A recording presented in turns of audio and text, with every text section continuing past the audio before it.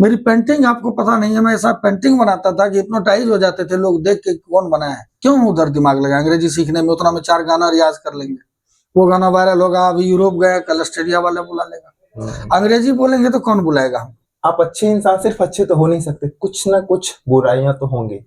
क्या बुराई है आप में? इस तरह का इंटरव्यू अब नहीं होता है। मैं जानता हूं कि ये इंटरव्यू मिलियन में नहीं जाएगा, लेकिन अगर 10 लोग भी सुनेंगे तो अच्छी चीजें सुनेंगे। हमारे आवाज में प्रॉब्लम है, इससे ऑडियंस को कोई मतलब नहीं है। ऑडियंस को चाहिए अच्छा चाहिए कि जो मंद्र सप्तक का सा है, प्रॉपर तरीके से जब वहां आवाज पहुंच जाए तो ये सोचना कि अब गाने लायक हो तुम। तो हम रूम में रियाज करेंगे, बहुत सुर लगाते हैं, बहुत इधर उधर करते हैं, छटपट करते हैं, लेकिन जब मंच पे जाते हैं तो वही चीज करने की कोशिश करते हैं जो कि मंच पे गलत ना हो, उतना ही हो, अपने औकात को समझते हुए कि इतना ही गाएंगे तभी सुर से हटेंगे नहीं, ताल से हटेंगे नहीं। पहले मिट्टी का घड़ा आता था, उसमें स्पीकर डाल देते थे, उसको बजा बजा करके सुनते थे। कि बेटा शराब जो चीज है वो पीने के बाद थोड़ा सा ज्यादा भी अगर हो जाए तो कम वाला ही ठीक है। हम तो पहले इतना अच्छा कर रहे थे, अब बीड़ी पीने लगे, गलत है ये। अब जो है हम रियाज कम कर रहे हैं, ये गलत है। अब गौर से देखिए इस इंसान को, इनकी बीवी भी इन पर शक कर। हमको प्लेबैक सिंगर के लिए कोशिश नहीं करना है, हमको कोशिश करना है 2 चीज का, कि हम कितना अपने चरित्र को बचा सके, कितना अपने संगीत को संवार सके। बिहारी है तो मुझे लगता है आपका भी अंग्रेजी मेरी तरह बहुत मजबूत होगा।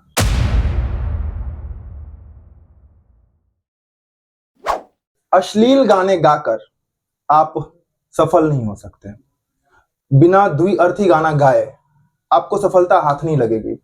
इस भ्रांति को तोड़ते हुए बिहार के मशहूर सिंगर, जो कि देश और विदेशों में भी अपनी प्रतिभा का लोहा मनवा चुके हैं, धीरज कांत मिश्रा जी ऐसे धीरज कांत ही लिखते हैं। अच्छा, धीरज कांत जी हमारे साथ हैं। आज हम इनके जीवन से जुड़ी कुछ महत्वपूर्ण बातें जानेंगे और इस इंटरव्यू को रिकॉर्ड करने का उद्देश्य ये रहेगा, ऐसे गायक जो कि अभी उभर रहे हैं, उनके मन में ये विचार आता है कि अगर मैं अश्लील गाने ना गाऊं या फिर भक्ति गाने गाऊं तो मैं आगे नहीं बढ़ सकता।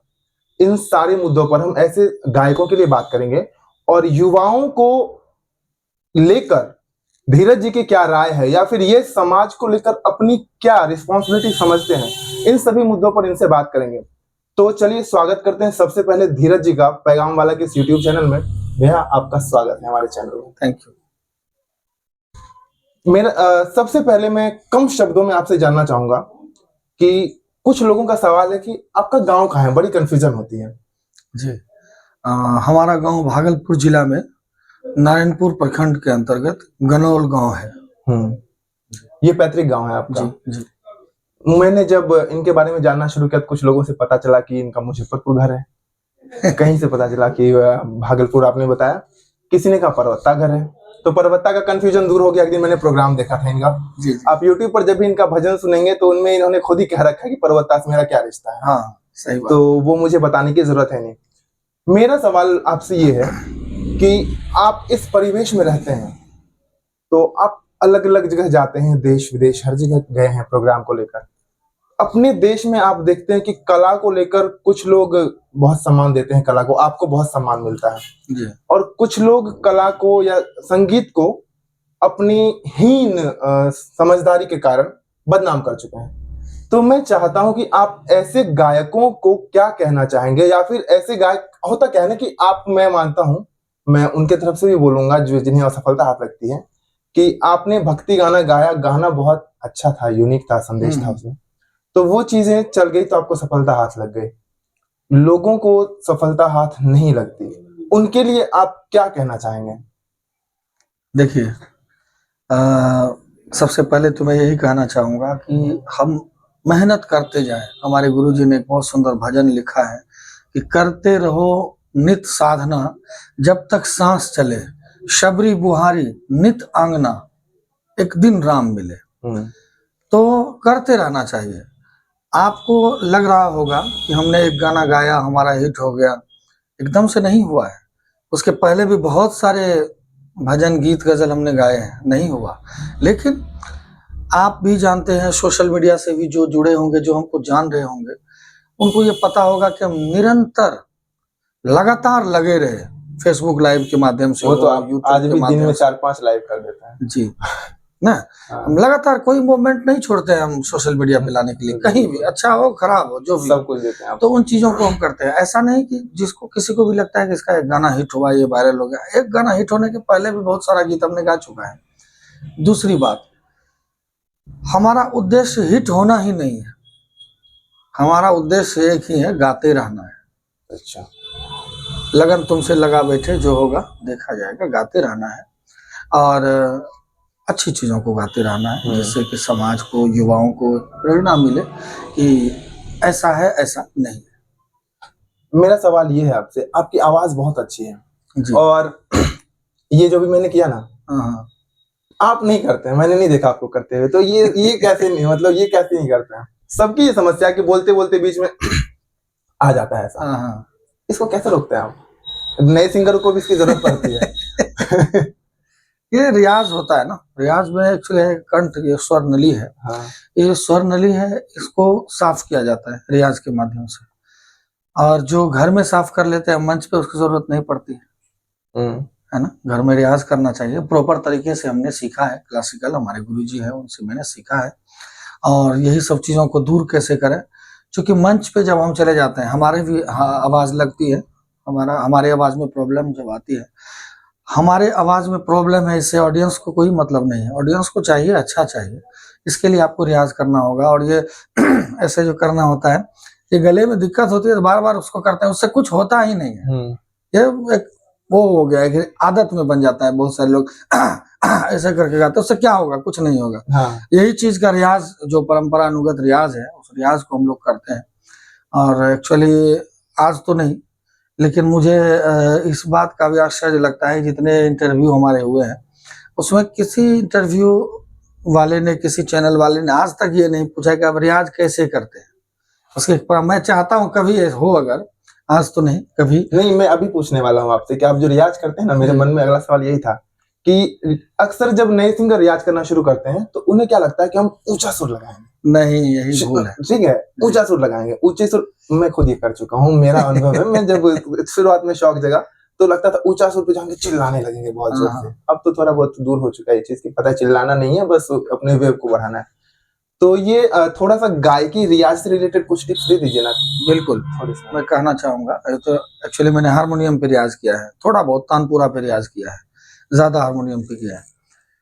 हमारे गुरुजी पहले ही दिन बोले थे हमको कि जब हमारी आवाज, जो भी गायक है उसकी आवाज सबसे नीचे का मंद्र सप्तक का, सप्तक 3 होता है, मंद्र सप्तक सबसे लेफ्ट हैंड साइड में है, बीच में मध्य सप्तक है, राइट हैंड साइड तार सप्तक है। तो गुरुजी ने कहा था कि जो मंद्र सप्तक का सा है, प्रॉपर तरीके से जब वहां आवाज पहुंच जाए तो ये सोचना कि अब गाने लायक हो तुम।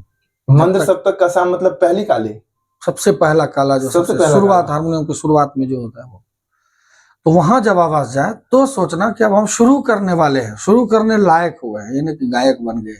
अच्छा, तो हमने वहीं से शुरू किया, और हम जब भी अभी भी रियाज करते हैं मंद्र सप्तक का ही रियाज करते हैं, वहीं आवाज जाती है, उससे नीचे भी अब आवाज जाती है।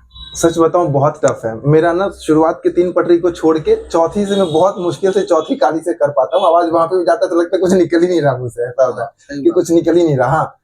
मंद्र सप्तक को छोड़ दे, मध्य सप्तक में पहली काली से मिल जाता है आवाज, फिर ऊपर तक मिला लेते हैं। अब गला भी नहीं फटता है, लेकिन करते रहते हैं कभी कभी। ऐसा नहीं कि गाने का शौक है, कभी कभी इस इंटरव्यू लेने में भी बहुत जरूरत पड़ती है इसकी। पहले आवाज पतली थी, अब धीरे धीरे मोटी हो रही है, तो वो वहीं से मुझे लगता है कि वहीं से थोड़ा बहुत आता है कभी कभी। सही बात।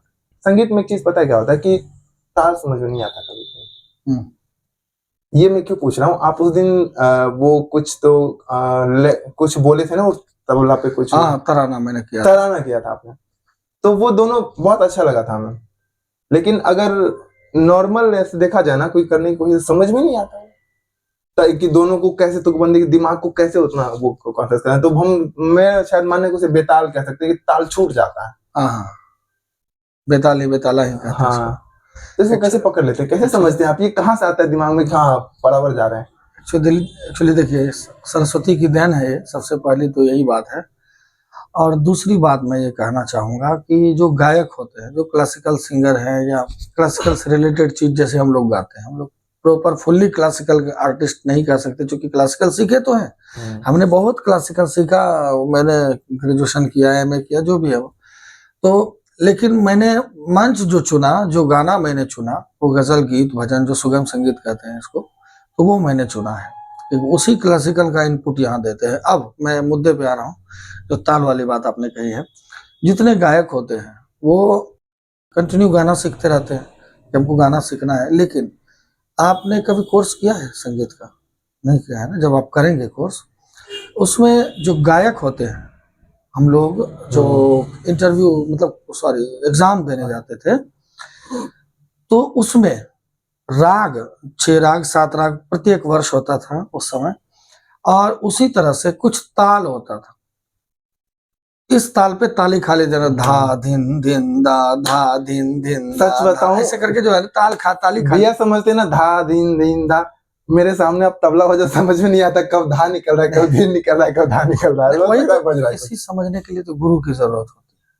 तो वो जो ताल मैंने आपको बताया, जो वोकल सीख रहा है, जो गायन सीख रहा है, उसको भी ताल सीखना जरूरी है। कोर्स में है 50% मार्क्स मिलेगा ही नहीं जब तक हाथ पे ताल नहीं देंगे। अच्छा। फिर जब आप आगे बढ़ते जाएंगे, 4th ईयर पार करेंगे जब, उसके बाद थोड़ा बहुत तबले पे बजाने के लिए भी क्लास में जो गायक है उसके लिए। अच्छा।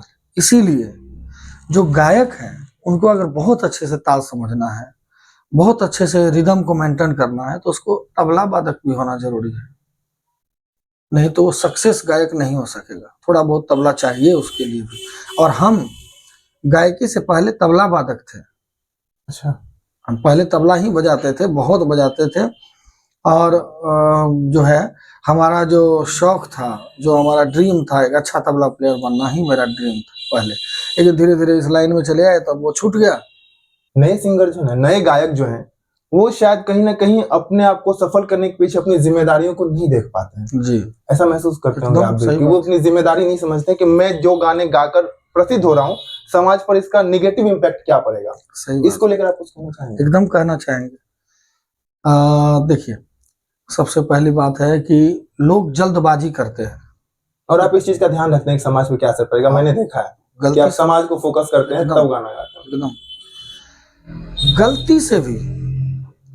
देखिए, सबसे पहली बात है, मैं 2 शब्द हमारे पिताजी ने सिखाया था कि जो व्यक्ति अपना कर्तव्य और अपनी औकात भूल जाता है, उस व्यक्ति का सिस्टम खत्म होने लगता है, धीरे धीरे पतन हो जाता है वो।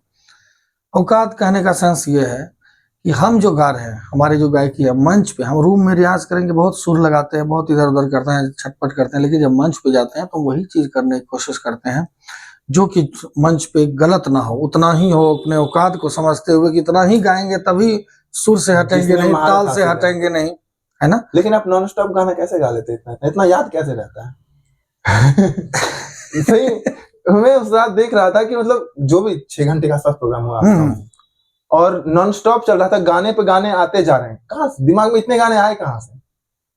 कि एक होता है ना, भूल जाते हैं, सिचुएशन आई गाना याद, कैसे इतना गाना? हाँ, हम भूलते नहीं, हमको उल्टे याद आता है। हाँ, क्योंकि मैंने पहले कहा कि मैंने सीखा तो क्लासिकल है, गा रहा हूँ सुगम संगीत, गीत, गजल, भजन, वही क्लासिकल। जैसे राग पहाड़ी है, उस राग पहाड़ी में मैंने कोई गजल शुरू किया, कोई गीत शुरू किया। अब उस राग के अंतर्गत बचपन से, देखिए, कोई भी गायक हो या कुछ भी हो, उसको सुनना जरूरी होता है दूसरे की गीतों गजलों को।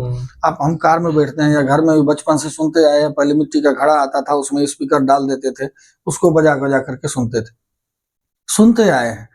और हमारा लक्ष्य वही था कि हमको बनना है, आर्टिस्ट बनना है, या तो तबला वादक बनना है या गायक बनना है। तो उस हिसाब से हमने सुना। अब गाते गाते ये सरस्वती की कृपा, जब आप आगे बढ़ते हैं थोड़ा सा सत्कर्म के साथ, तो सरस्वती आपके ऊपर सहाय हो जाती है। आप 1 कदम चलेंगे, वो 10 कदम चल के आएगी। तो मंच पे जाते ही मुझे याद आता है गाना, आपने सही कहा। रूम में मुझे अभी गवाइए, मैं नहीं गा पाऊंगा। मंच पे जाने के बाद जो बचपन से सुनते आए हैं, वो चीज दिमाग में याद आता है, याद करना भी नहीं पड़ता है। आपका ऑल टाइम फेवरेट गाना? देखिए, हम लोग जो हमारे गुरुजी हैं पंडित फणिभूषण जी महाराज हैं, ऐसे तो मैं सबकी गजलों को, गीतों को गाता हूँ, भजन गाता हूँ, सब कुछ गाता हूँ, लेकिन हमारे लिए हमारे गुरुजी ही सबसे ज्यादा फेवरेट है। तो गायकी को हम उन्हीं से सीखे, उनको देख देख के आगे बढ़े। हाँ, अब जितने भी आर्टिस्ट हैं, हम कार में बैठते हैं, जब कंटिन्यू कार चलाते हैं, और 24-24 घंटे चलाते हैं, ये भी पता होगा। 24 घंटे कार चला के आए, स्टेज पे चढ़े, सीधा स्टेज पे चढ़े, स्टेज से उतरे, फिर 24 घंटा चला के चले गए। मतलब 72 घंटे तक पर्सनली मैं जग जाता हूँ और वहां जाके गा भी देता हूँ, क्योंकि ये कलेजा अल्कोहल और स्मोक फ्री है। इसमें मुर्गा, दारू, मछली, खैनी, भैया ने एक दिन वो बात की स्टेज से, मैं इनसे क्या कहूँ, मैं ही कह देता हूँ, इनकी टीम में जितने लोग हैं ना, बचपन से किसी ने कोई नशा नहीं किया, यही कहा था आपने। हाँ एकदम, मांस मछली नहीं खाते हैं, एकदम सही बात है, दूध दही का सेवन करते हैं। हाँ एकदम पूरा दूध दही करते हैं। हाँ। मतलब जरूरी नहीं है कि आपको नशा करना पड़े। बहुत से सिंगर क्या होता है, स्टेज पर चढ़ने से पहले नशा करते हैं, बहुत वीडियोस वायरल होते हैं उनके। इंटरव्यू में लोग कहते हैं कि अरे फलाना तो नशा करके दारू स्टेज पे चढ़ता है, उसके बाद ही वो गाना गाता है। बहुत सारे ऐसे, मैं उन्हें वैसे बेइज्जती नहीं कर रहा, लेकिन मैं उन्हें सिंगर नहीं मानता कि 2-4 गाना गाकर वायरल हुए, जो गाने अश्लील हुए, और स्टेज पे शो करते हैं, दारू पीकर चढ़ेंगे स्टेज पे, फिर प्रोग्राम करते हैं। ये अपनी मिथिला में खास करके हमारे मिथिला का दुर्भाग्य है। कभी आप इसको लेकर चिंतित हुए हैं? मिथिला नहीं, ये पूरे बिहार का विषय है ज्यादातर,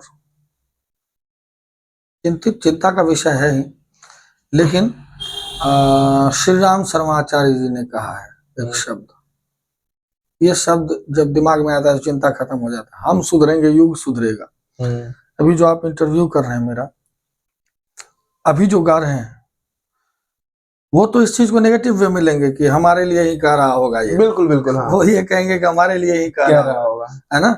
मैं सब समझता हूँ, ये हमारे लिए कह रहा है।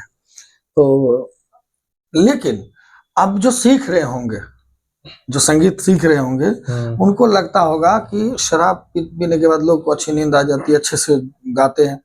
लेकिन वो सोचते हैं कि अब धीरज खान बिना शराब पिए गा रहे हैं, हम क्या करें। फिर वो अपने गार्जियन से पूछेगा कि वो शराब नहीं पीता है ऐसा गायक है, वो शराब पीता है ऐसा गायक है। उसका बाप ये जरूर कहेगा, उसके गार्जियन ये जरूर कहेंगे कि बेटा शराब जो चीज है, वो पीने के बाद थोड़ा सा ज्यादा भी अगर हो जाए तो कम वाला ही ठीक है। हाँ। है ना, धीरज ही बन जाओ, छोड़ो फलाना ठिकाना, दूसरे को जाने छोड़ो, दूसरों को जाने दो, यही ठीक है। कम से कम शराब तो नहीं पियोगे। अरे नहीं, शराब नहीं पीते हैं। इनकी भीड़ में बताता हूँ, मेरे गांव में 3 दिन प्रोग्राम हुआ, एक दिन इनका, 2 दिन हुआ ऑर्केस्ट्रा था। मैं अपना फीडबैक दे रहा हूँ, मेरे जो भी उस गांव के टीम मेंबर है ना, वो देख रहे, मैंने उनके मुंह पे भी बोला है। 2 दिन सिंगर आए, मैं घर से बाहर नहीं निकला, लाउड स्पीकर में आवाज सुना, मुझे एक भी गाना में सुर नहीं लगा, मैं सुनने नहीं गया, क्योंकि मैं डांस देखने नहीं जाता, मैं गाना सुनने जाता हूँ। और आप जिस दिन गए थे, यकीन मानिए उस दिन महिला भी बहुत थी, पुरुष भी थे, भीड़ थी एकदम। और कोई भी इंसान कुर्सी नहीं छोड़ना चाह रहा था कि मैं कुर्सी छोड़ दूंगा फिर नहीं मिलेगा। मैं खुद नहीं छोड़ रहा था कुर्सी। मैं बैठा हुआ था, कुर्सी छोड़ूंगा फिर नहीं मिलेगा कुर्सी। जबकि नॉर्मल प्रोग्राम में मैं ऐसा नहीं देखता। मुझे आपका उस दिन का प्रोग्राम काफी अच्छा लगा। इसी बीच में आप मेरा एक सवाल खा गए। सवाल क्या खा गए, मैं आपसे पूछने वाला था कि आपका प्रेरणा का स्रोत कौन है, जैसे आप प्रेरणा लेते हैं, तो आपने गुरुजी का नाम ले लिया था। तो इनका जवाब तो मुझे पहले ही मिल गया, तो सवाल पूछ के कोई मतलब ही नहीं है। चलते हैं आपके व्यक्तिगत जीवन पे। सफलता जब आती है तो कभी कभी डाउनफॉल आता है, ठीक है। तो इस डाउनफॉल को कभी कैसे मैनेज किया, अगर कुछ ऐसा डाउनफॉल आया जो आप बताना चाहें? नहीं आया है डाउनफॉल, नहीं आया है, कभी नहीं ऐसा हुआ कि अब क्या होगा, तो डाउन होने लगा। बहुत फेसबुक पे इतना रिपोर्ट, अभी भी 5 मिनट आपके आने से पहले जो थोड़ा विलम्ब करवाया मैंने आपको, तो अभी भी हमने प्रभात जी को दिखाया, अभी भी हमारे फेसबुक पे पोस्ट करना चाह रहा हूँ, रात से ही आ रहा है कि रिपोर्ट के कारण पोस्ट नहीं होगा। आपको कौन रिपोर्ट करता है? बहुत रिपोर्ट आता है। अभी मैं ऑनलाइन दिखा सकता हूँ, मोबाइल में अभी भी रिपोर्ट का वो आ रहा है। जैसे पोस्ट करने के ऑप्शन दबाता हूँ, लिखा होता है कि रिपोर्ट के कारण पोस्ट नहीं होता। तो यही, अगर इसको डाउनफॉल हम कभी नहीं करते हैं, ये पता चलता है कि बहुत सारे लोग हैं जो पीछे लगे हुए हैं, तो बहुत अच्छी बात है। जब तक हाथी नहीं होंगे तो कुत्ता भूखेगा कैसे? ये मैंने नहीं सोचा था कि इनको कोई रिपोर्ट करते होंगे। इतना रिपोर्ट आता है कि अभी मैं रात से अभी तक में पोस्ट नहीं कर पाया हूँ वीडियो, खास करके उस पर लिखा रहा है कि रिपोर्ट प्रॉब्लम। अभी मैं आपको दिखाऊंगा चल के रूम में, रिपोर्ट प्रॉब्लम। बहुत प्रयास के बाद भी रिपोर्ट हटा नहीं है और लगातार रिपोर्ट चलता है। तो इस चीज को मैं डाउनफॉल नहीं मानता हूँ। डाउनफॉल किसे कहते हैं, देखिए मैं आपको बता रहा हूँ। डाउनफॉल होता है जैसे आपको लगे कि हम तो पहले इतना अच्छा कर रहे थे, अब बीड़ी पीने लगे, गलत है ये। अब जो है हम रियाज कम कर रहे हैं, ये गलत है, अब हम आगे कैसे, इसको डाउनफॉल कहते हैं। ऑडियंस में थोड़ा उतार चढ़ाव हो जाए तो उसको डाउनफॉल नहीं। हमारे बारे में भी बहुत र्यूमर हुआ पीछे, बहुत लोगों ने फेसबुक पे उल्टा सीधा ये वो लिखा कि ये दलाल रखता है, ये दलाल रखता है, हर एक इलाके, हर एक जिले में, हर एक क्षेत्र में दलाल रखता है। अब मुझे पता ही नहीं कि कौन दलाल है, मेरा पता ही नहीं चल पा रहा है। और मेरा दलाल यही है, जैसे आप हैं, आप हमारा इंटरव्यू लेके जा रहे हैं, स्वाभाविक बात है जब आपको कोई कहेगा कोई अच्छा सा प्रोग्राम करवा तो आप कहाँ जाएंगे? ऑफ कोर्स आएंगे बेटा जी। तो यही दलाल मेरे पास है। और इसको प्रशंसक कहते हैं, ये माउथ पब्लिसिटी है, ये दलाली बहुत थोड़ी। वायरल हुआ कि गांजा पीता है, ऐसा वायरल किया। चूंकि हमारा आंख जो है थोड़ा चढ़ा रहता है, चूंकि रोज प्रोग्राम, अभी देखिए आंख सूजा हुआ होगा, रोज प्रोग्राम है, रोज रात को जगते हैं, गाड़ी चलाते हैं, खुद से गाड़ी चलाते हैं। अभी हमारे पास चालक हैं और वो ऐसे हैं कि वो भी भांग गांजा दारू नहीं पीते हैं, चुन के मुर्गा रखे। मछली, हाँ चुन के रखे नहीं है, रखे हम ऐसे नॉर्मली, जब पता चला वो भी ऐसा ही है। वाह, ठीक है, ये नियति कह सकते हैं। हाँ इससे पहले हम इसलिए नहीं रखते थे कि वो कहेगा, ऐसे रोकेगा गाड़ी, शीशा खोलेगा, थूक फेंक देगा, हाँ। गुटखा खा के थूक फेंका तो हमको एलर्जी है उस चीज से, थूक नहीं। अब गुटखा खा के थूक फेंक रहा है कि हम उधर खा रहे हैं, सब कलाकार खा रहे हैं वेज, अब उसी होटल में अगर नॉन वेज है तो वो उधर चला गया। चालक है तो वो कृष्ण है, उसके हाथ में अर्जुन का बागडोर है, बोल भी नहीं सकते हैं। उनके हाथ में अर्जुन का बागडोर है, वो रथ का मालिक है ना। चालक को कृष्ण मान के चलेंगे तो आपकी नैया पार हो जाएगी, बिल्कुल है ना। कर्ण ने भी कहा था कि हमको एक अच्छा सा सारथी चाहिए लड़ने के लिए, है ना। तो सारथी मिला था, लेकिन सारथी ने कमेंट, हाँ कमेंट कर करके मॉरल डाउन कर दिया उनका कि तुम क्या लड़ोगे उससे, ये वो करके। तो सारथी मॉरल डाउन करने वाला नहीं होना चाहिए। अब हम खा रहे हैं, उधर हमारा ड्राइवर दारू पी के भटक रहा है तो गलत है। इसलिए हमने वेट किया लगातार 3 वर्ष तक कि हम रखेंगे नहीं ड्राइवर जब तक कोई सात्विक नहीं मिलेगा। और उसके बाद अब खुद से ड्राइव करते हैं। हाँ, अब नियति देखिए, अपने नियति की बात कही, मुझे खुशी हुई, शब्दों का ज्ञान है आपको। नियति क्या है? शुक्रिया, तारीफ हुई है। हाँ, नियति क्या है कि हमने जिस ड्राइवर को रखा, मुझे उसके बारे में ये पता नहीं, मैं उकता के मैंने रख लिया, क्योंकि अब ज्यादा परेशान होने लगे। मैंने कहा कि चलो छोड़ो, अब एक रूल तोड़ते हैं, रख लेते हैं। रख के दूसरे दिन पूछे तो वो भी ऐसे ही, थोड़ा बहुत अवगुण था तो वो छोड़ के आया था घर से कसम खा के, जब ये नहीं करेंगे भैया के पास जा रहे हैं। यही देखिए शिक्षा है समाज का, कि वो जो आया हमारे पास तो घर से कसम खा के आया कि 2-4 अवगुण मेरे पास है भैया। हम चूंकि आप इंटरव्यू ले रहे हैं, हर एक मंच से हम ये बात बोलते हैं, बहुत लोगों ने मजाक उड़ाया, हमारे परिवार समाज के लोगों ने, कि आप धीरज जी मंच पे एक ही बात बोलते हैं जाके कि हम दारू नहीं पीते। मैंने कहा कि ये अच्छी बात है, अच्छी बात को बार बार क्यों नहीं रिपीट करें। बिल्कुल, जिन्होंने नहीं सुना वो सुनेंगे। मंच पे जाइए, आजकल आप मैथिली की बात कर रहे हैं, मैथिली की बात कर रहे हैं, आप और भी भाषा में जाइए, नाम भाषा का नहीं लूंगा। माइक लेके हमारा उससे अफेयर था, हमारे सामने वो क्या गा देगा, ऐसा अफेयर था, टूट गया, हम क्या करें। यही करते करते मंच खत्म हो जाता है। भोजपुरी की बात कर रहे हैं, ये नाम ना ले, मैं नाम ले रहा हूँ, भोजपुरी की बात कर रहे हैं। और हाल फिलहाल में बहुत सारा ट्रेंडिंग चल रहा है इन सब बारों में, है ना। भोजपुरी इसी को लेकर ट्रेंड में ही है, खूब वायरल होता है। हाँ। वो क्या है तो ये लेडीज सिंगर है, वो क्या है उससे वो अफेयर है, उससे टूट गया तो क्या हम तो इसके साथ खुश हैं। अगला कहेगा अरे मेरे साथ से रिलेशन में थी तो क्या मेरे साथ पहली बार थी, इससे पहले किसी के साथ थी। बहुत ट्रेंडिंग में चल रहा है, आप सबको पता होगा, मैं क्या बोलूं, भैया क्या बोलेंगे। और हम किसी से रिलेशन में रहेंगे, हमारी वाइफ एक ही है और सबको पता है हमने मैरिज किया है। हाँ, एकदम सवाल पूछ सकते हैं, हमारा सब पन्ना खुला हुआ है। हाँ, मेरा ये पूछना था कि आप कामकाज में बहुत व्यस्त रहते हैं जी, ठीक है, तो होता क्या ना, इंसान का एक शौक होता है कि अगर हम संगीत करें तो ठीक है, लेकिन इसके अलावा आपका किस चीज में शौक है? मूवी देखने का शौक है। कौन सा? हिंदी? ओल्ड पुराने फिल्म? हिंदी पुरानी फिल्में। हॉलीवुड देखते हैं? हाँ, वो भी देखते हैं। मूवी किसी भी तरह का मूवी हम देखते हैं। तो हॉलीवुड मूवी डब में देखते हैं कि इंग्लिश में देखते हैं? इंग्लिश में देखता हूँ, जब ज्यादा समझ में नहीं आने लगता है तो हिंदी कर देता हूँ, ऑप्शन रहता है तो। इंग्लिश देखने की कोशिश इसलिए करता हूँ कि बाहर जाना होता है ना, विदेश जाना होता है, तो थोड़ा बहुत सीख लेंगे। जब आउट ऑफ माइंड हो जाता है तो। मेरे साथ क्या होता है पता है आपको? आयरन मैन देखना शुरू किए, इंग्लिश सीखना था, मुंबई में थे, इंग्लिश तो वहां जरूरी है, सोचे आयरन मैन देखते हैं, मजा भी आएगा। आयरन मैन देखना शुरू किए तो मजा आ गया, लेकिन 2 मिनट बस इंग्लिश में देखे, आयरन मैन का 18 वीडियो देख डाले, 18 मूवी सीरीज है उसका, हिंदी में देखी लेकिन इंग्लिश में नहीं देखे उसको। मतलब ठीक है, मूवी देखने का शौक हमें बहुत शौक है मूवी देखने। आपको इस चीज में भाभी जी ने कैसे सपोर्ट किया? सबसे बड़ी बात मैं बताना चाहता हूँ, उनका जो हमारे लाइफ में रहा, जहाँ तक सपोर्ट का विषय है, सपोर्ट क्या होता है सबसे पहले आप ये जान लीजिए। जैसे हमारे म्यूजिशियन हैं, मैं यहाँ से शुरू कर रहा हूँ, जो हमारे म्यूजिशियंस हैं, आप हैं, आप हमारा विरोध नहीं कर रहे हैं, ये भी सपोर्ट है। बिल्कुल। आप पैसा नहीं दिए, आपने कभी आके नहीं कि चलो भैया मैं आ जाओ गाड़ी चला देता हूँ आपका, ठीक है, मैं वीडियो शूट कर देता हूँ, ये कर देता हूँ। म्यूजिशियंस हैं, वो बहुत कुछ नहीं करते हैं, बहुत ये वो, लेकिन हमारे मंच पे मर्यादित रहते हैं, घर जाते हैं मर्यादा में रहते हैं, समाज के लोग कोई नहीं कर सकता, मंच से ये बोलता है यार तुम तो घी नहीं खा रहे हो, ऐसा नहीं होना चाहिए।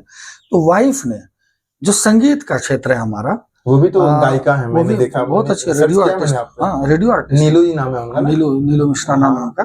तो एक्चुअली गायन के क्षेत्र में कहा जाए तो उन्होंने कभी नहीं कहा कि ऐसे गाइए वैसे गाइए, वो ऐसे गा रहा है ऐसे गा रहा है, इस वो तरह भी से कभी क्लासिकल नहीं। गाती हैं? हाँ क्लासिक हम ही ने सिखाया है। अच्छा। तो उन्होंने कभी ये नहीं, लेकिन उन्होंने हमको कभी डिस्टर्ब नहीं किया, ये भी एक सपोर्ट है। शक तो करती है, वो तो उल्टा सीधा अधिकार वाइफ है, है, हाँ। अधिकार है। और हम इस शक को जो है इस तरह से दूर करते हैं, हमको लगता है कि हम जब कुछ कर ही नहीं रहे हैं तो किसी के शक करने से क्या फर्क पड़ने वाला, बीवी हो की अभी दुनिया। पता है मीडिया वाला क्या बोलता है, गौर से देखिए इस इंसान को, इनकी बीवी भी इन पर शक करती है।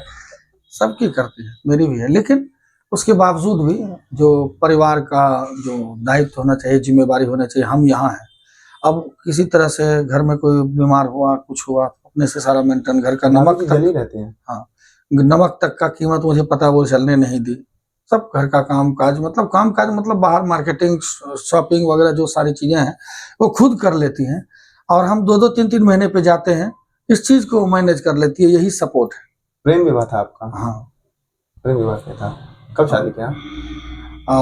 2010 में। प्रेम विवाह करने वाले लोग अक्सर परेशान रहते हैं भैया। पहले इंसान मैं देख रहा हूँ खास करके खुश हैं, ठीक है, भाभी जी की भी तारीफ कर रहे हैं, भाभी जी देख रही होंगी तो खुश तो होंगी, वो की तारीफ तो कर रहा है।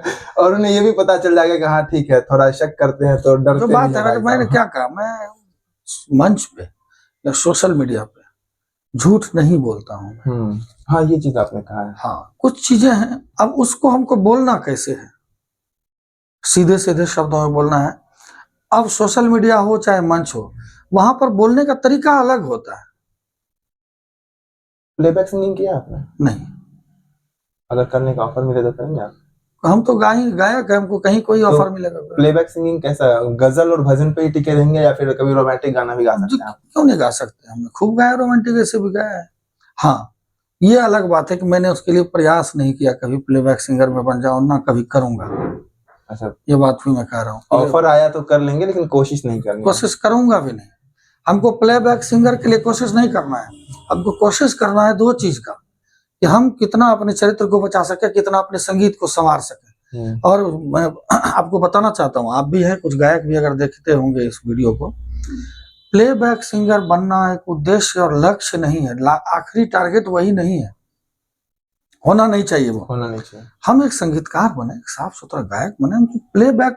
अब हम यहाँ से खगड़िया से ट्रेन पकड़ा मैंने, दिल्ली चले, ठीक है। अब देखिए मूर्ख लोग क्या करते हैं, ये स्वाभाविक बात है, खगड़िया से जब ट्रेन खुलेगी बेगूसराय आना तय है, बरौनी आना तय है, पटना इधर से जा रहे हैं तो पटना आना तय है, नहीं तो समस्तीपुर, हाजीपुर, कुछ होना हो मुगल सराय या दीनदयाल जंक्शन तो जाना तय है डेफिनेटली, वहां से तो सर हर ट्रेन को जाना है। मुगल सराय दीनदयाल पंडित दीनदयाल तो जाना है। तो वो एक बड़ा प्लेटफॉर्म है। अब ऐसे सोचिए, ऐसे ही दीनदयाल उपाध्याय है सिनेमा, बड़ा प्लेटफॉर्म है, दिल्ली नहीं है। अच्छा, वो प्लेटफॉर्म है। हाँ। अब प्लेटफॉर्म कहते हैं ना, क्यों कहते हैं आप सोचिए ना, ये चीज ऐसा नहीं कि हमको गुरुजी बताए। मैं सच में नहीं सोचा था भैया, सोचते बहुत डीपली हैं कि बॉलीवुड सिनेमा में गाना गाना या प्लेबैक सिंगर होना सिर्फ बीच का एक प्लेटफॉर्म है, लक्ष्य नहीं है, कभी टारगेट नहीं है कि सिनेमा। संगीत में आपका लक्ष्य क्या है? कुछ लक्ष्य नहीं है, सच बात यही है।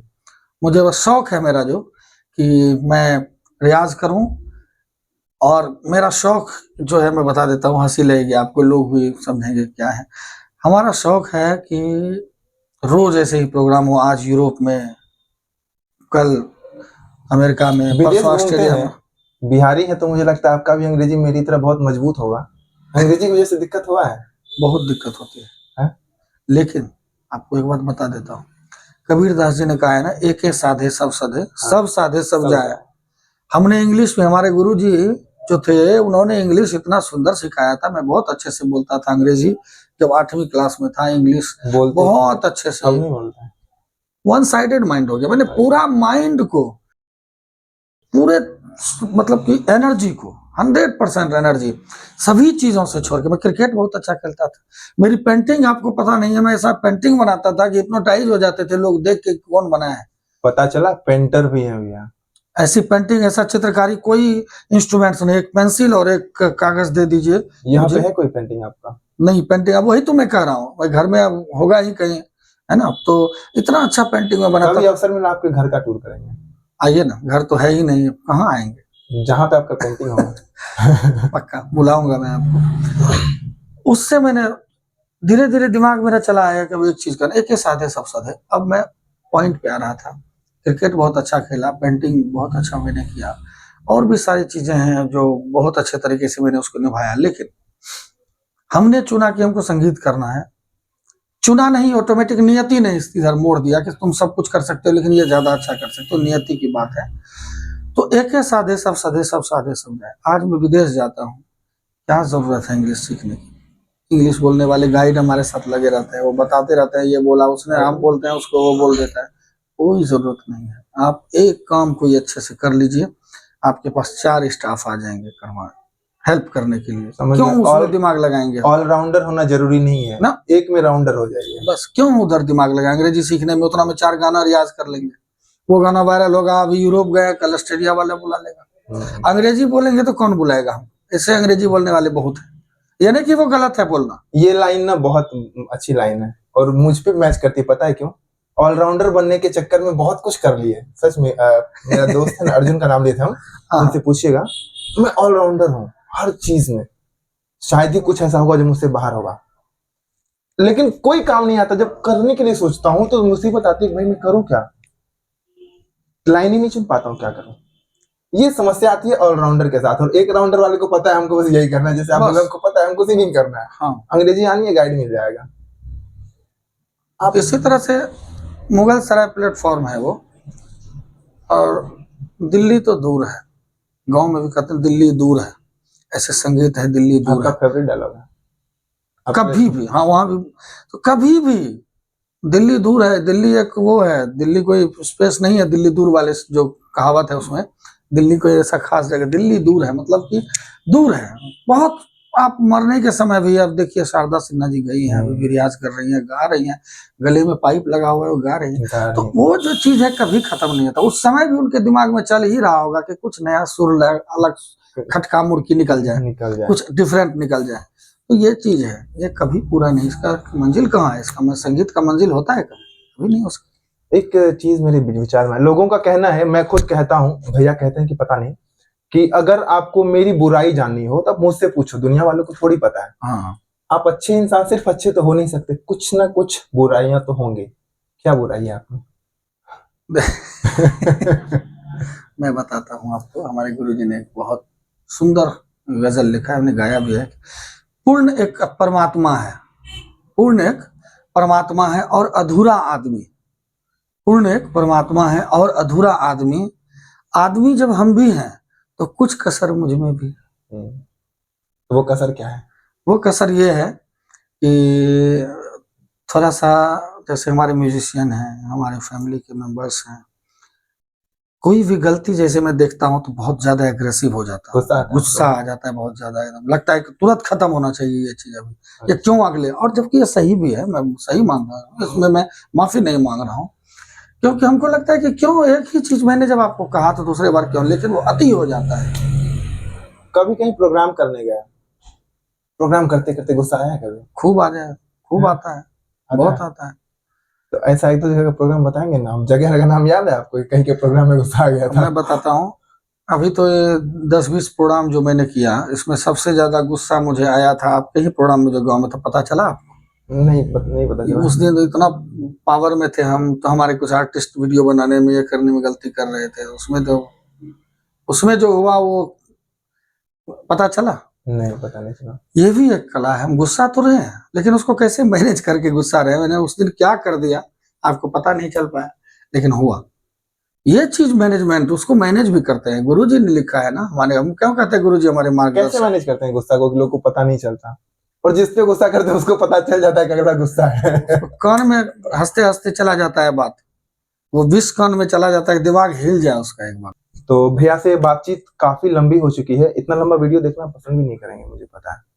तो भैया आपको हमसे बात करके कैसा लगा? मैं फीडबैक ले लेता हूँ, जहां भी इंटरव्यू लेता हूँ, मेरा फीडबैक कैसा रहा? देखिए, बहुत सारा इंटरव्यू मेरा हुआ था, बहुत सारी चीजें हैं, और मुझे लग रहा है कि लगभग आधा घंटा तो हुआ, लगभग आधा घंटा हो चुका होगा, और अभी भी मुझे लग रहा है कि बहुत सारी चीजें बताने के लिए रह ही गया है। ये आपका तरीका अच्छा है। मैं खुद सोच रहा हूँ बहुत सारे सवाल हैं, लेकिन 1 घंटा का रिकॉर्ड करता हूँ, कोई देखता ही नहीं है। सच बता रहा हूँ, 20 मिनट से ज्यादा कोई वीडियो नहीं देखते।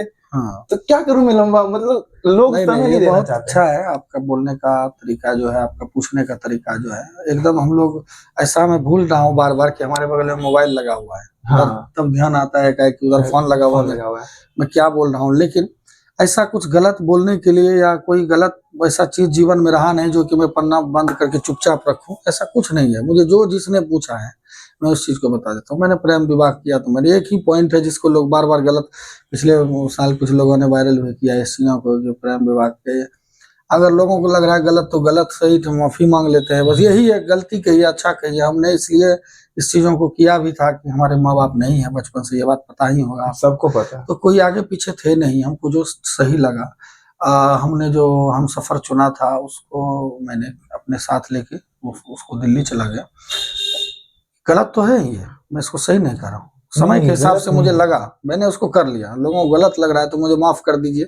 अब ऐसा तो नहीं कि वापस उसको घुमा सकते हैं, घर नहीं भेज घुमा सकते, सकते। ऐसा तो है नहीं, तो और ज्यादा गलत हो और जाएगा। गलत हो जाएगा। तो और गलत हो जाएगा। तो अगर लग रही है लोगों को ये हमारी गलती है, तो एक गलती तो क्षमा कर ही सकते हैं, दूसरा गलती तो कुछ है ही नहीं कभी जीवन में, और दूसरी गलती तो कोई कह ही नहीं सकता। कह ही नहीं सकता। धीरज भैया से बातचीत करते करते काफी सारा वक्त निकल गया, और बहुत सारी बातें करने के लिए रह भी गई है। इस वीडियो को अगर आप लोग पसंद करते हैं और कमेंट आता है कि भैया का आगे भी और बातचीत आना चाहिए, फिर भैया से मिलेंगे एक बार। हाँ, कष्ट देंगे भैया को, हारमोनियम लेके बैठेंगे उस दिन, और प्रॉपर बताएंगे रियाज कैसे किया जाता है, मैं वो बताऊंगा कभी मौका मिला तो। प्रॉपर तरीके से हारमोनियम तानपुरे पे भैया खुद से बोल रहे हैं। हाँ, और रियाज कैसे करते हैं वो तो मुंह से कैसे मैं कह दूं आपको। जो कुछ रियाज के टिप्स से मैं चाहता हूँ कोई पूछे इस तरह से तो मैं बताऊं उसको, क्योंकि आजकल लोग सीधा गाना शुरू कर देते हैं, कैरोके म्यूजिक लेके गाना शुरू कर देते हैं ट्रैक पे। तो ये चीजें जो है मुझे कभी पसंद नहीं है। मैंने भी 5 स्टार होटल में काम किया करीब 1.5 साल तक, वहां पर ओनली कैरोके चलता था, मैंने वो भी किया। हाँ, मैंने तो ये पूछा ही नहीं, आपने नौकरी करी है? नौकरी मेरा केंद्रीय विद्यालय में सब कुछ हुआ था, सब चीज सिस्टम हो गया कि अब हो गया सरकारी कुछ। हाँ, प्राइवेट नौकरी करी है कभी? हाँ, प्राइवेट दिल्ली, जब मैं यहाँ से प्रेम विवाह करके गया था तो वहां पर मैंने 3000 में टीचर, म्यूजिक टीचर की नौकरी की है। हाँ। और कभी ऐसा फटकार लगी बॉस की? फटकार अभी भी लगती है, हमारे गुरुजी हैं वो फटकार, गुरुजी की फटकार की बात अलग है, बॉस की फटकार, मतलब कहीं काम कर रहे हैं, प्रिंसिपल का, हाँ। मैं मेहनत से काम कर रहा हूँ फिर भी आके चिल्ला के चला जा रहा है, ऐसा कभी हुआ है? हाँ, प्रिंसिपल साहब डांटती थी, लेकिन 1-2 बार डांटने के बाद उसने मेरे दर्द को ऑटोमेटिकली समझा, वो बुलाई मुझे। अभी याद है, मैडम का नाम आता है तभी भी डर लगता है कि क्या प्रॉब्लम है। मैंने कहा भाई थोड़ा सा दिक्कत में चल रहा हूँ, बहुत परेशानी हमारे साथ है, इसलिए कुछ चीज़ों को समझ नहीं पा रहा हूँ, और मुझे लगता है कि जो काम मैं कर रहा हूँ ये हमारा काम नहीं है। फिर भी मैं कोशिश कर रहा हूँ अच्छे से करने का। 1-2 महीने करूँगा, छोड़ भी दूंगा, 2-4 महीने के बाद मैंने फिर उसको छोड़ दिया। इनसे बातचीत का ये अंश अधूरा है, क्योंकि पूरी बातचीत तो कर नहीं पाए हैं। पूरी बातचीत अगली वीडियो में करेंगे इनके साथ। प्रमोशन कर दीजिएगा मेरा। क्यों नहीं करेंगे, जो कहिएगा कर दीजिए ना। निवेदन करना चाहूंगा आप सभी श्रोताओं से कि जो वाला अगला वीडियो जो हमारा होगा, है ना, उसमें हम लोग बहुत अच्छे तरीके से और बात करेंगे। और इनसे बात करके मुझे बहुत अच्छा लगा, इसलिए अच्छा लगा कि कोई प्रेशर में हमने कोई इंटरव्यू नहीं दिया है, हमने एक बातचीत किया है। और अगर बातचीत आपको अच्छा लगा हो, क्योंकि कहते हैं ना बहुत सारी चीजें तो एक तरफ है, और मित्रों के साथ बैठ के गप लड़ाना एक चीज है। तो एक तरह से हम दोनों ने, भाइयों ने गप लड़ाया है। इसी दरमियान आपको लगे कि कुछ सीखने वाली बातें हैं, कुछ सोचने वाली बातें हैं, कुछ समझने वाली बातें हैं, तो उसको ग्रहण करिएगा और अगले वीडियो का इंतजार कीजिएगा। बहुत सारी बातें रह गई हैं भैया को बताना। अगले बार जब कभी इंटरव्यू होगा तो ये नहीं भी पूछेंगे तो मैं बहुत सारी बात इनको बताने वाला हूँ, तो जरूर इसको शेयर भी कर दीजिएगा, क्योंकि इस तरह का इंटरव्यू अब नहीं होता है। मैं जानता हूँ कि ये इंटरव्यू मिलियन में नहीं जाएगा, लेकिन अगर 10 लोग भी सुनेंगे तो अच्छी चीजें सुनेंगे। हम ये कहना चाहते हैं आप सभी से, ट्रेन में जैसे ट्रेन चल रहा है उसमें जनरल बोगी में देख रहे होंगे किस तरह की भीड़ चलती है, लेकिन जब एसी बॉगी जब भी किसी भी ट्रेन में कहीं भी है तो उसमें चाहे कितना फुल हो, 1-2 सीट फिर भी खाली मिलेगा आपको। तो जो इस तरह के गप सुनने वाले लोग होते हैं वो एसी बॉगी वाले होते हैं। तो अगर आप सुन रहे हैं तो आप एसी में बैठने वाले है कि नहीं? सही बोले। अगर आप सुन रहे हैं तो आप ऐसे वैसे लोग नहीं हो सकते हैं, आप वीआईपी पर्सन्स हैं। और इस चीज को जहां तक हो इसको जनरल में भी प्रवेश कराने की कोशिश कीजिए, ताकि हम जब कभी जनरल में सफर करते थे, मैं जनरल की क्रिटिसाइज नहीं कर रहा हूँ, मैं भी एक वक्त था जनरल से जाता था, लेकिन आज मैं एसी से जाता हूँ, जो बात सही है। तो जनरल से एसी में जाए इसके लिए शेयर करना पड़ेगा ज्यादा से ज्यादा, कि वो लोग भी इस चीजों को समझें। और मंच पे जाके हमको इससे प्यार था, उससे मोहब्बत था, उसने वो किया, उसने वो किया, हम इस जाति के लोग हैं तो वो उस जाति का लोग है, जाति बिरादरी की बात संगीत में नहीं होनी चाहिए। और वो तभी बंद होगा, उसके तरफ उंगली उठाएंगे तो 4 उंगली आपके तरफ घूमेगा। ये तभी बंद होगा जब उधर ध्यान देना आप बंद करेंगे, अच्छाई पे ध्यान देना शुरू करेंगे, ऑटोमेटिकली वो चीज खत्म हो जाएगा। और मैंने कहा भी था भैया से कि श्री राम शर्माचार्य जी ने कहा है कि हम सुधरेंगे युग सुधरेगा। हम किसी को सुधारने ना जाए, खुद हम सुधर जाए, सब ठीक हो जाएगा। जय जय श्री राम। बातचीत का ये सिलसिला यहीं समाप्त करते हैं। हमारे साथ थे अभी धीरज कांत मिश्रा जी, इनका पूरा नाम है धीरज कांत के नाम से ये यूट्यूब पर मिल जाएंगे आपको, फेसबुक पर मिल जाएंगे आपको। जिन्होंने इन्हें फॉलो नहीं किया है या जिन्होंने अब तक इनको नहीं सुना है, आप एक बार जाकर सुनिए, बहुत अच्छा लगेगा।